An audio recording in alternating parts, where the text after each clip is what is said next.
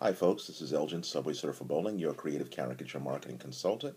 And today I'd like to kind of share with you how I became a caricature artist. I've been an artist drawing caricatures for parties, special events, um, freelancing for over 15 years, and it has been very lucrative and very exciting and very rewarding.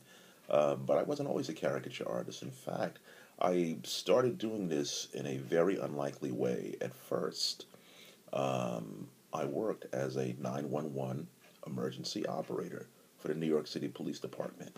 Bet you didn't know that.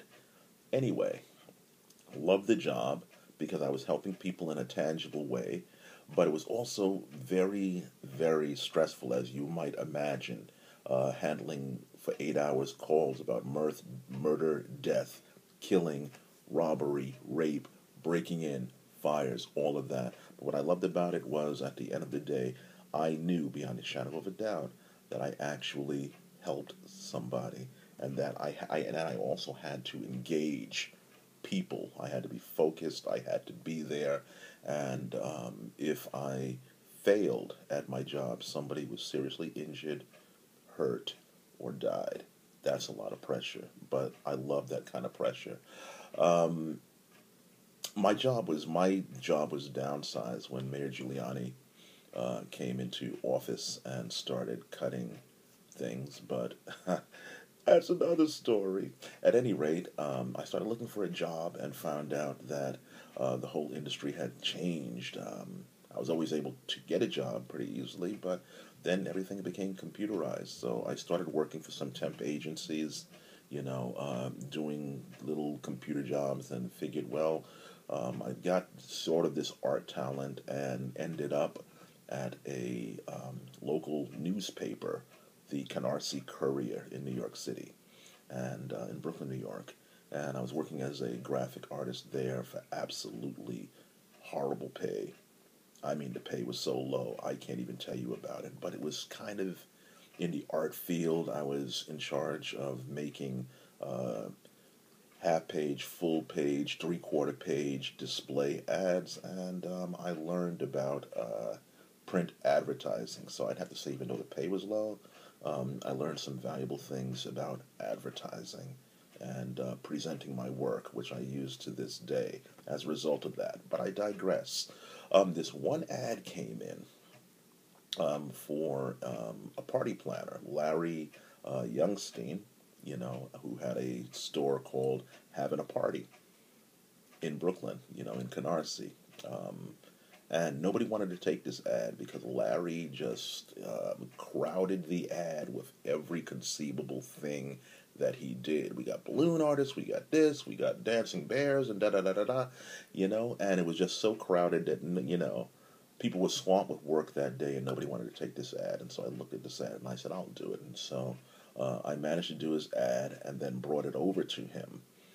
I actually we did the ad. We ran it in the paper, and that following Saturday, I went over to his office. I mean, rather his store, and said, "Hey, how'd you like the ad? Did it work out for you?" And then Larry, in custom, you got to know Larry to know how funny this is. He says, "Nah, the ad never worked for me. It sucked." And I said, "Oh, okay. I'm sorry, sorry to hear that." But and then I said, I noticed that, on your list, you don't have a person a caricature artist. And he said, "What's that?" I said, "Well, caricature artists are the kind of the people who draw funny pictures, of people, like you see in the newspapers, like you see in the Daily News." And he says, "Oh, yeah, yeah, I don't have one of those." And so he said, "Are you one of those guys?" And I said, "Yeah, I'd like to work for you. Do you hire caricature artists?" And he says, "Show me." Okay, so he goes to the back to take care, of a customer. And I had a friend of mine with me who was looking around the store, and he said, "Have you ever drawn a caricature before?" And I looked at him and I said, "No, but I'm going to draw one now." Here's the lesson. Lesson is this: I had never drawn a caricature before in my life. In fact, I was a cartoonist. I didn't really like drawing people because it was hard for me to draw portraits, but I really, really needed a higher paying job. And I was willing to take a chance and trust my gut, on this. So I went to the back, I drew the caricature of Larry. He looked at the caricature, and he says, this doesn't look like me. I had a moment of horror, but he held on to the picture and handed it to his employees, which I later learned was his sons. Okay?